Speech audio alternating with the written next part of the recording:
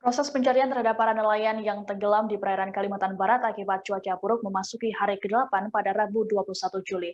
Tim SAR gabungan telah melakukan evakuasi terhadap beberapa korban yang telah ditemukan. Pencarian tak hanya dilakukan melalui jalur laut, tapi juga laut lewat pantauan udara. Petugas memperluas lokasi pencarian hingga wilayah perairan Kepulauan Riau. Hal ini berdasarkan evaluasi kondisi alam, gelombang, arus, dan juga angin. Lalu bagaimana pantauan terkini di sana? Sudah ada rekan kami dari Tribun Pontianak, Ferianto, yang akan melaporkannya. Halo, selamat sore, Ferry. Siap, selamat sore, Siska. Ya, Ferry, bisa dijelaskan seperti apa kronologi dari peristiwa tenggelamnya belasan kapal tersebut? Nah, Siska, untuk kronologis pasti dari tenggelamnya belasan kapal ini terjadi itu pada kisaran antara tanggal 13 dan 14 Juli yang lalu, Siska.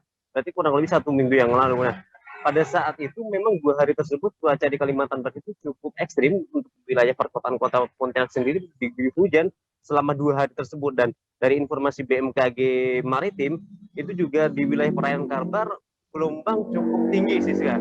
Sehingga dan pada 14 Juli tim SAR di Kota Pontianak sendiri menerima laporan, awalnya itu hanya menerima 12 laporan kapal tenggelam.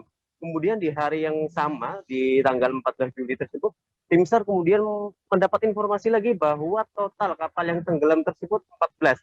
Dan sampai saat ini total kapal yang ternyata tenggelam di wilayah perairan kapal pada 2 hari tersebut antara 13 sampai dengan 14 Juli mencapai 18 kapal, di mana sebagian besar kapal tersebut merupakan kapal nelayan, walaupun memang ada juga yang kapal dari pihak perusahaan swasta, Siska. Oke, Ferry, bisa disebutkan di wilayah perairan mana saja kapal-kapal tersebut tenggelam ataupun hilang? Nah, untuk yang pertama itu laporan pertama terdapat dari wilayah Kabupaten Kuburaya, yaitu di wilayah Muara Kubu.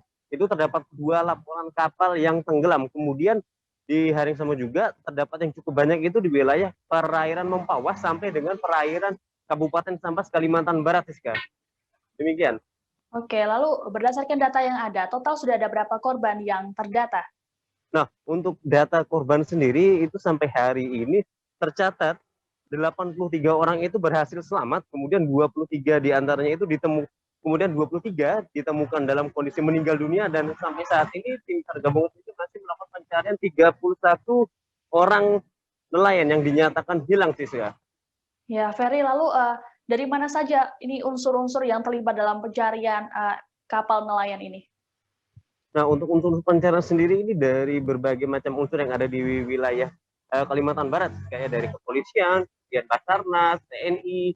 TNI itu sendiri itu mengerahkan juga, ada dari TNI Angkatan Laut maupun TNI Angkatan Udara juga mengerahkan armadanya, armada menggunakan pesawat. Nah, untuk dari Angkatan Laut itu mengerahkan 2, selain menggunakan kapal perangnya untuk melakukan pencarian para korban di laut, TNI Angkatan Laut ini mengerahkan pesawat patrolinya juga untuk melakukan pencarian. Kemudian dari Polda Kalbar juga sudah mengerahkan helikopter untuk melakukan penyisiran di wilayah pesisir di Kalimantan Barat.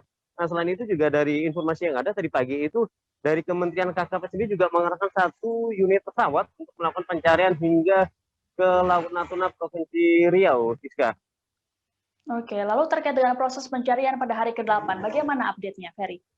Nah, untuk pada hari ini sendiri, tadi pagi itu Kepala Kantor Pencarian Pertolongan Pontianak, Yopi, hari ini menyampaikan bahwa untuk pencarian pada di hari ke-8 yang merupakan hari tambahan sampai 2 hari ke depan, sampai tanggal 23, itu pencarian difokuskan ke wilayah yang jauh, sih sekarang. Pencarian karena mengikuti pola arus, kemudian cuaca, angin, dan sebagainya, itu maka pencarian dilakukan untuk radius yang cukup besar, yaitu mencapai Laut Natuna hingga Kepulauan Riau. Nah, dalam prosesnya sendiri, tim SAR gabungan itu lebih memfokuskan menggunakan armada yang memiliki daya jelajah yang cukup jauh. Sementara untuk kapal-kapal kecil itu di standby kan di wilayah pesisir wilayah Kalimantan Barat. Nah, untuk polanya sendiri, teman-teman dari Angkatan Laut menggunakan pesawat, kemudian tadi juga ada dari KKP menggunakan pesawat, dan Angkatan Udara melakukan patroli udara. Kemudian bila menemukan objek yang disinyalir itu merupakan korban dari peristiwa tragedi ini, maka teman-teman dari Angkatan Laut yang menggunakan kapal bakal melakukan cek ke TKP jika menggunakan kapal-kapal tersebut yang memiliki daya jelajah yang jauh tersebut. Nah, selain itu juga Basarnas Pontianak juga sudah menghubungi pihak Basarnas dari Provinsi Kepulauan Riau sendiri untuk berkoordinasi bila mana di sana ada indikasi bahwa korban-korban yang dari Kalimantan Barat ini terbawa arus sampai ke sana, Siska. Demikian, Siska. Nah, nanti juga itu sekitar pukul 18, biasanya itu Basarnas Pontianak melakukan update terkini terkait hasil pencarian pada hari ini, Siska. Baik, Tribuners, kami akan menampilkan cuplikan wawancara dengan Kepala Kantor Pencarian dan Pertolongan Pontianak, Yopi Haryadi, terkait dengan hal ini. Wabarakatuh. Selamat pagi dan salam sejahtera buat kita semua.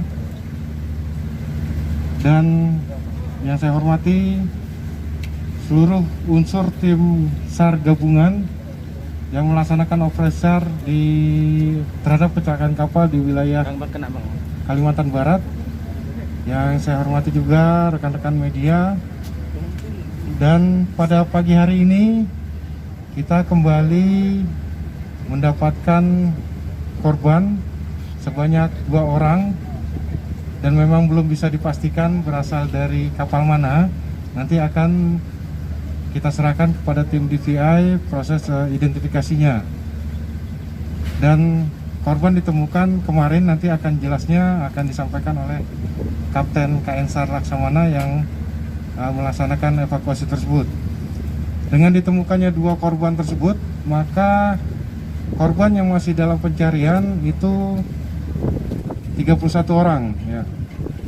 Dan sebagai informasi, pada hari ini juga akan dilaksanakan pencarian, tetap dilaksanakan pencarian lewat udara, yaitu dengan menggunakan pesawat CN-235 patroli maritim TNI Angkatan Laut serta pesawat ATR dari Kementerian Kelautan dan Perikanan ya. Jadi kapal patroli dari Kementerian Kelautan Perikanan itu juga akan membantu yang diterbangkan langsung dari Jakarta dan langsung menuju ke daerah pencarian di sekitar perairan Natuna ya.